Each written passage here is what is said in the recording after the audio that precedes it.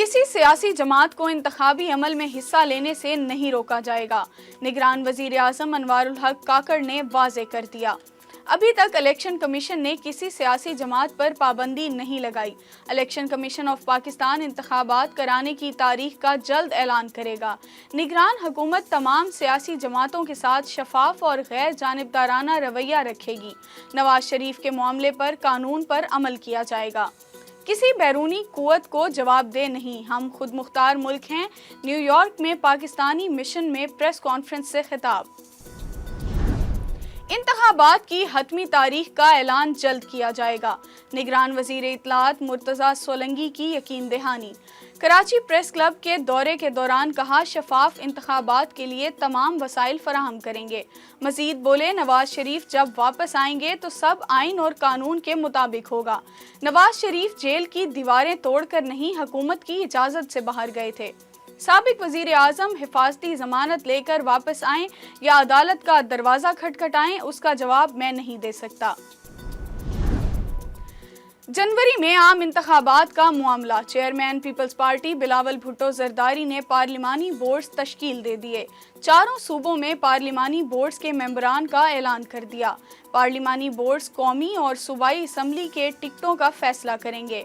सूबाई सदूर की क़यादत में पार्लिमान बोर्ड्स तश्कील दिए गए। पीटीआई का कोई मुस्तकबिल नहीं, अगले इंतखाबात में नून लीग और पीपल्स पार्टी के दरमियान मुकाबला होगा। रहनुमा पीपल्स पार्टी मंजूर वसान ने नया ख्वाब देख लिया। कहते हैं, सिंध में पीपल्स पार्टी अक्सरियत से जीतेगी। नवाज शरीफ वापस आएंगे, अवाम उन्हें चाहते हैं जो अवाम को रिलीफ दे।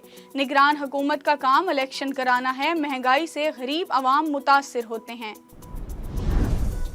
महंगाई की चक्की में पिसे अवाम के लिए बुरी खबर। नेपरा ने बिजली 3 रुपए 28 पैसे फी यूनिट महंगी कर दी। नोटिफिकेशन जारी कर दिया गया। बिजली सहमाई एडजस्टमेंट की मद में महंगी की गई।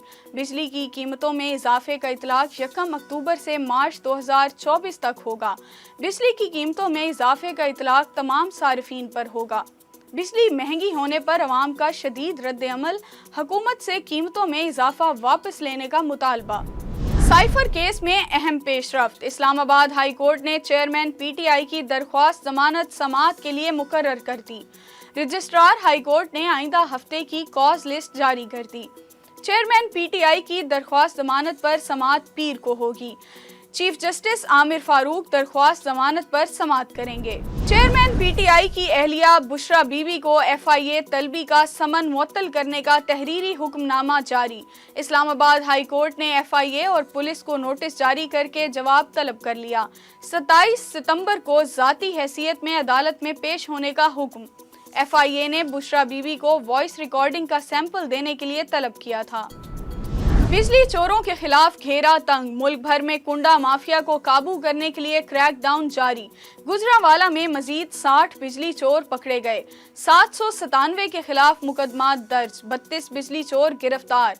हाफजाबाद में 92 बिजली चोरों के खिलाफ मुकदमा दर्ज। उकाड़ा के नवाही गांव में लेस्को टीम पर लोगों का हमला। लेस्को अहलकारों को यरगमाल बना लिया। सरकारी फाइलें फाड़ दी। आरिफवाला में 95 मजीद मुकदमा दर्ज। चकवाल में मजीद 4 बिजली चोर रंगे हाथों पकड़े गए। मुकदमा दर्ज करवा दिए गए। और एशियन गेम्स का मेला सजने में 1 रोज बाकी। होंगजो एशियन गेम्स विलेज में पाकिस्तान के वफ्द के लिए इस्तकबालिया तकरीब सजाई गई। एशियन गेम्स में 260 एथलीट शिरकत करेंगे।